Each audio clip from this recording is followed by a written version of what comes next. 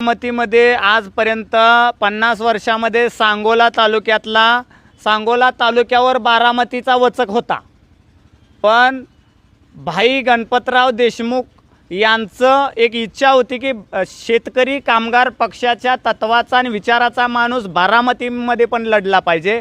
म्हणून मी आरवाय घोटुगडे आणि रामचंद्र घोटुगडे यांनी विचार केला आणि न्यू राष्ट्रीय समाज पार्टीतनं भाई गणपतराव देशमुख यांचं स्वप्नासाठी आणि तत्वासाठी आम्ही बारामतीत अर्ज दाखल केला।